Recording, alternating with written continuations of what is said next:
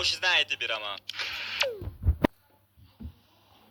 Ayog'im, yo, WhatsApp nigger bola. Men zerikishdan YouTube'ga video ko'raman deb kirsam, rekimdan mana bunaqa videolar chiqib yotibdi. Hacker YouTube'ni tark etdi. Hacker avariya bo'libdi. Hacker o'lib qopti. Hackerni Kamaz bosib ketibdi. Hacker endi YouTube'da yo'q. Hackerni endi ko'rmaymiz. Hackerni banditlar olib ketibdi. Hacker yo'qolib qoldi. Hacker nogiron bo'lib qoldi. Hackerning qo'li uzilib ketibdi. Hackerga YouTube bam beribdi. Hackerning uyi portlab, hacker mashinadan otilib ketdi. Shifoxonaga yotib hacker qiz bola ekan. Hackerning kompyuter bosib qoldi. Hacker suvga cho'kib aslida aka hacker endi ummat zombilar yashaydigan viloyatga zombi apokalips boshladi. Hacker yo'qib biz bilan o'chirib tashladi. Hacker portlab ketdi. Uyda qaydadi. Hacker aslida bo'ldi.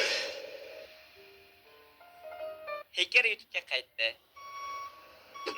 Bola, bu gap to'g'riga o'xshaydi.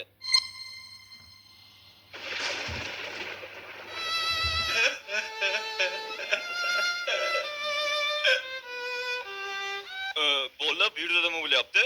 Eshitmadingmi? Hacker bo'lib qopti.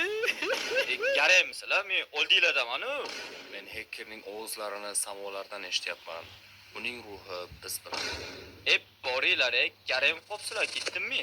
Mana shunaqa bema'ni gaplarga ko'pchilik ishonib yuribdi.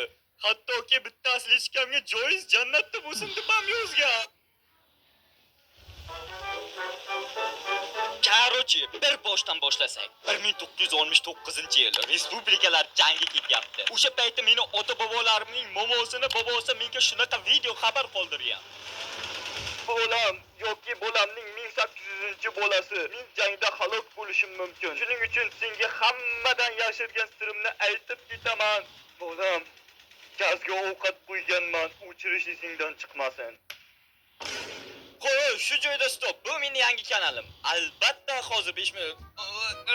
Buni tugmachasini bosib qo'yinglar. Keyinchalik afsuslanmaysizlar. Biz shu video bilan